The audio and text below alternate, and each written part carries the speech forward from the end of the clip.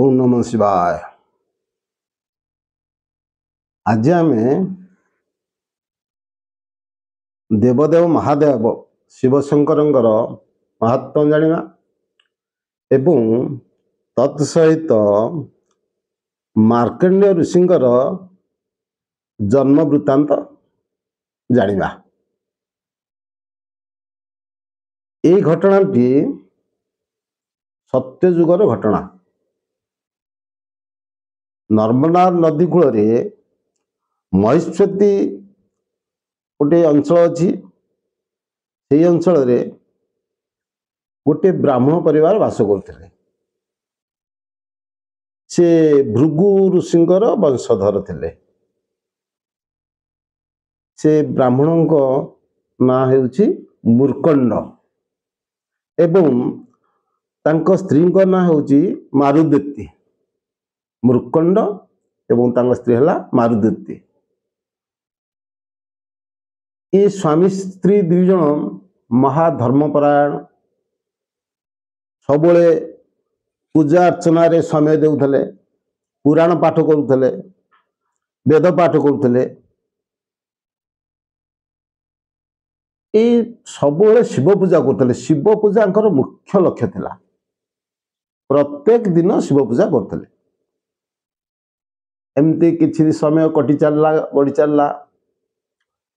विवाह 5 वर्ष होला, 10 वर्ष होला, किंतु कौनसी संतान संतति एमानकर हेला नहीं। महा दुखरे कालतिपात कले। मन मने चिंता कले, प्रभु देवदेव महादेवंकर सबले पूजा अर्चना रे आमे रहिलु। आम भाग्य रे किछि संतान संतति नाही बोधे। तुम भारी मन दुख, गभीर दुखरे रहिले। शिव उपासना करि थांती। मो शिव मंदिर रे गुहारे प्रणाम करी सबले आसवे। राति रे पूजा सारिकी कहे, प्रभु आओ मु किभଳି गोटे पुत्र संतान पाती। महादेव शिव एंकर मो भक्ति रे, ये मूर्कंड ब्राह्मण भक्ति रे संतुष्ट होई तांको वर प्रदान कले। शिव निजे स्वयं तांको दर्शन दे कहले, तुमर जो पुत्र कामना तुम कर, जो पुत्र पाई चाहूच, क्यों प्रकार पुत्र तुम चाहूच? अल्प आयु विशिष्ट बुद्धिमान गुणवंत पुत्र बा दीर्घायु विशिष्ट साधारण पुत्रटे चाहूच? शिवंक प्रश्न रे ये स्वामी स्त्री दुई जन जाक चकित हो पड़े। कौन करेंगे कौन नहीं। से स्त्री कहले, नहीं आमर अल्प आयु हेउवरु आमर गोटे गुणवान पुत्र जन्म हो। शिवंक आशीर्वाद रु किछि दिन पर तांकर पुत्रटे जन्म है। गुणवान जानिबे केमती गुणवान पुत्र कि साधारण पुत्र? से जन्म है मात्रे तांकर पाठ पढ़ा बयस आसवा से वेद पुराण शास्त्र ज्ञान रे धुरंधर हो गले। अति शांत स्वभाव थिले, भद्र नम्र एवं तांकर बुद्धि विद्या रे समस्ते आश्चर्य हो जाउथिले। कि सुंदर बुद्धि विद्या ज्ञान, वेद पुराण शास्त्र सब आलोचना कर चलले। जितने बयस बढ़ी बढ़ी चलला, कार नाई मार्कंडेय घर मूर्कंड जन्म हेले, जन्म हेतु शिवंगा बर आशीर्वाद रु एंकर बयस बढ़िया संगे संगे एंकर ज्योति प्रकाशित पाइला, प्रकाश होला। अंचलवासी एंकर चाली चलन व्यवहार भारी खुशी हो गले। किंतु दुखर कथा, यांक बाप माँ मन रे आदौ खुशी न थाए। कहीं खुशी न थाए ना, कम बयस रे मो पुटी मरीज, केते वर्ष ना 16 वर्ष बयस जो दिन हम से दिन से मृत्युवरण करेंगे। एक कथा केवल बाप माँ जानी था कहीं जानी न था। शिव से अनुसार कही 16 वर्ष आयुष 16 वर्ष रे जो दिन पदार्पण कर से दिन मृत्यु हम यार। पिलाटीर बयस बढ़ी चली था अंचलवासी भारी खुशी था किंतु बापू माँ आदौ खुशी न था। मार्कंडेय मने मने भावती मोर बापा माँ मोर पितामाता कहीं खुशी ना सब वीर सहाय रोचे कि पचारती एमती कहीं 15 वर्ष पूरण है 16 वर्ष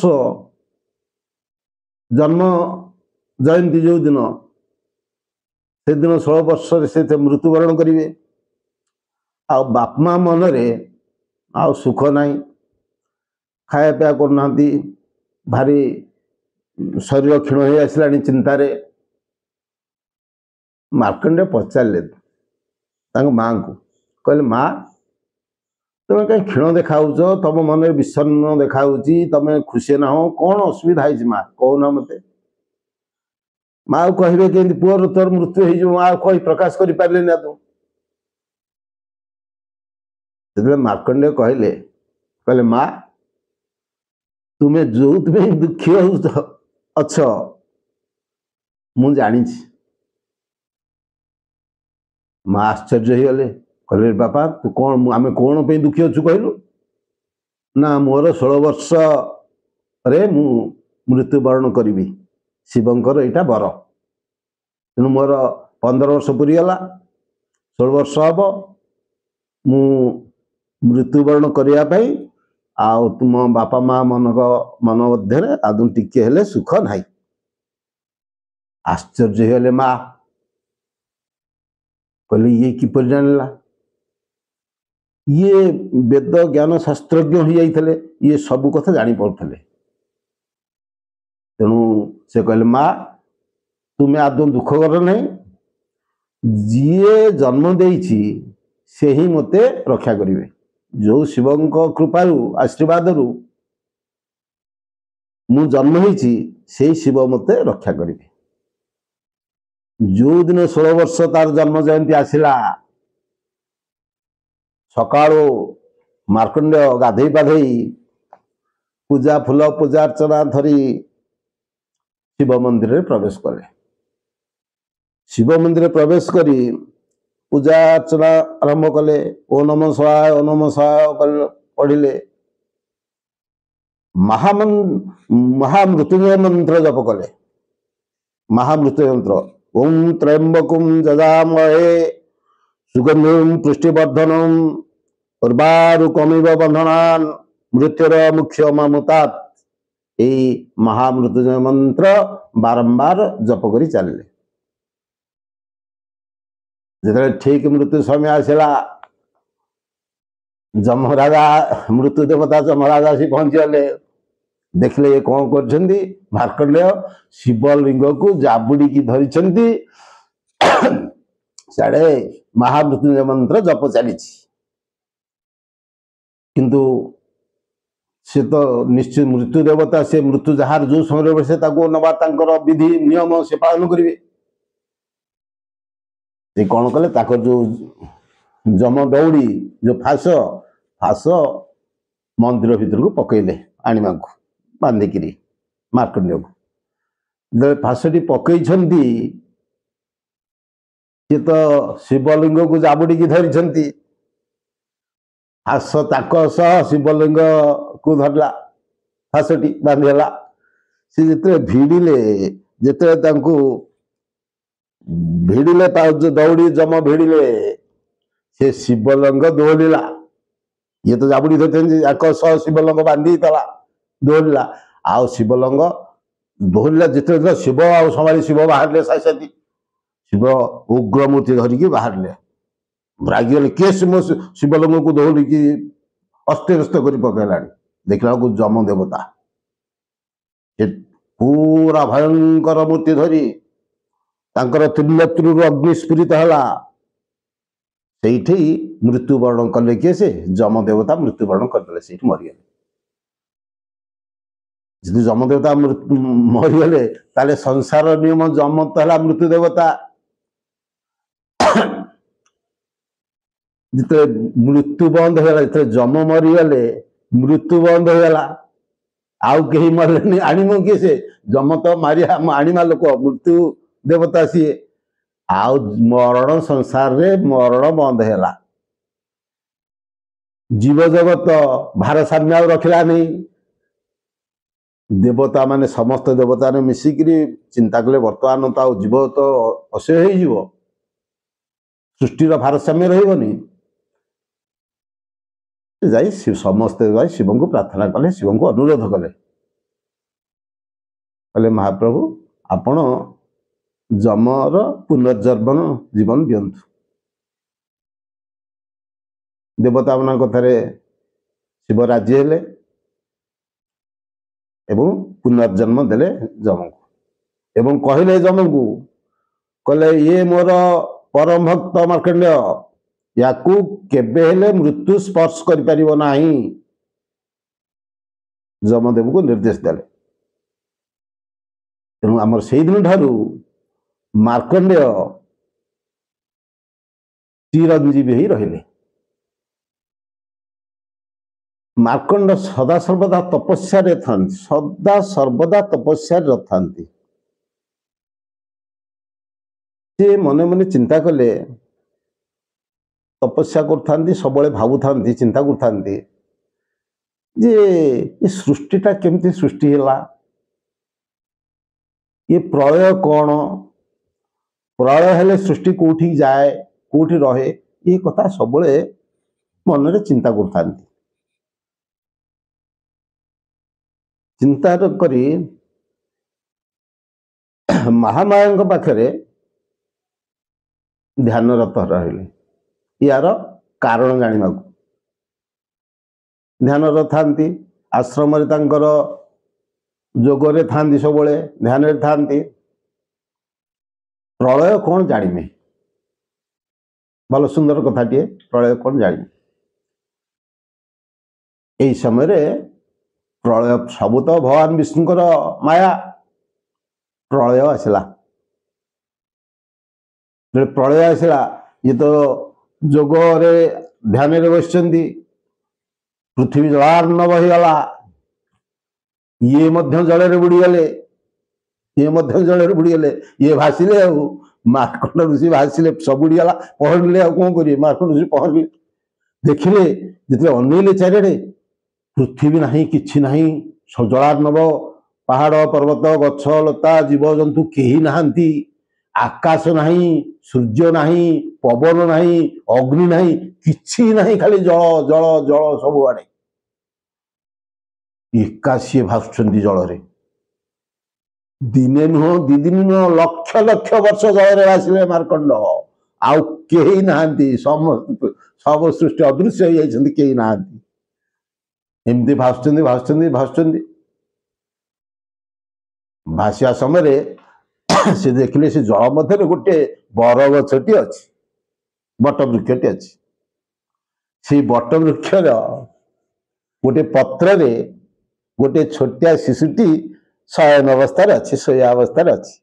ଦେଖିଲେ ମାର୍କଣ୍ଡ, ତାଙ୍କ ମନରେ ଉତ୍କଣ୍ଠା ହେଲା, କଣ ଗୋଟେ ଛୋଟ ପିଲାଟି କଣ ଶୋଇଛି ବରପତ୍ର ଉପରେ ଦେଖାଯାଉଛି। ଇଏ ତା ପାଖକୁ ଗଲେ, ପହରିକିରି ଗଲେ, ଗଲାବେଳେ ସେ ଯାହା ଦେଖିଲେ ପୁରା ଚକିତ ହେଲେ। ସେ ଛୋଟ ଶିଶୁ ଦେହରୁ ଜ୍ୟୋତି ବାହାରୁଥିଲା, ପୁରା ଜ୍ୟୋତି ନିର୍ଗତ ହଉଥିଲା, ଏବଂ ସେ ଛୋଟ ଛୁଆଟି ଟିକେ ସ୍ମିତ ଧୀରେ ଧୀରେ ହସୁଥିଲା। ମାର୍କଣ୍ଡେୟ ଚାହିଁଲେ, ଯେତେବେଳେ ପିଲାଟି ହସୁଥିଲା, ତା ପାଟି ଭିତରେ ଏ ସମଗ୍ର ବିଶ୍ୱ ଥିଲା, ଏ ପର୍ବତ ପାହାଡ଼ ଗଛ ଲତା ପଶୁ ପକ୍ଷୀ ଜୀବ ଜନ୍ତୁ ସବୁ ସେ ଭିତରେ, ଯୋଉ ଏମିତି ଯୋଉ ପୃଥିବୀରେ ଥିଲେ ସେଇ ପୃଥିବୀ ତାଙ୍କ ପାଟି ଭିତରେ ଦେଖାହେଲା। ସେ ମନେ ମନେ ଭାବିଲେ, ଇଏ କିଏ, ସେ ଇଏ କଣ ସମଗ୍ର ବିଶ୍ୱ ବ୍ରହ୍ମାଣ୍ଡ ତ ଆଙ୍କ ପାଟି ଭିତରେ ଦେଖାଯାଉଛି। ସବୁବେଳେ ସେ ଜଳରେ ଭାସୁଥାନ୍ତି, ସେଇ ସବୁବେଳେ ଧ୍ୟାନରତ ଧ୍ୟାନ ସବୁବେଳେ ଧ୍ୟାନ ଚିନ୍ତା ସବୁବେଳେ ବିଷ୍ଣୁ ଏବଂ ଶିବଙ୍କୁ ଚିନ୍ତା କରୁଥାନ୍ତି। ସେଇଠୁ ସେଇ ଛୋଟ ଶିଶୁଟି କହିଲେ ମୁଁ ହେଉଛି ବିଷ୍ଣୁ, ମୁଁ ସୃଷ୍ଟିକର୍ତ୍ତା, ମୁଁ ଆରମ୍ଭ, ମୁଁ ଶେଷ, ମୁଁ ସମସ୍ତ। ଏ ସମଗ୍ର ବିଶ୍ୱକୁ ନିୟନ୍ତ୍ରଣ ମୁଁ କରୁଛି। ଆଉ ତୁମେ ମୋର ପରମ ଭକ୍ତ, ତୁମେ ମୋର ପରମ ଭକ୍ତ ହେଇଥିବାରୁ ଏ ସୃଷ୍ଟିର ରହସ୍ୟ କେବଳ ତୁମେ ହିଁ ଜାଣିପାରିଲ, ଆଉ କେହି ଜାଣିପାରିବେ ନାହିଁ। ମାର୍କଣ୍ଡ ଋଷି ତାଙ୍କର ମୁଣ୍ଡ ନଇଁଗଲା। ସେ ଅତି ଭାବ ବିହ୍ୱଳ ହୋଇ ପ୍ରଭୁଙ୍କର ଦର୍ଶନ ପାଇଲେ, ବିଷ୍ଣୁଙ୍କର ଦର୍ଶନ ପାଇଲେ, ଭାରି ଖୁସି ରହିଲେ। ଏହି ସମୟରେ ଯେତେବେଳେ ଦର୍ଶନ କରିସାରିଛନ୍ତି, ଏହି ସମୟରେ ସେ ତ ମାନେ ମାୟାବୀ ମହାପୁରୁଷ ବିଷ୍ଣୁ, ସବୁ ମାୟା ତାଙ୍କର।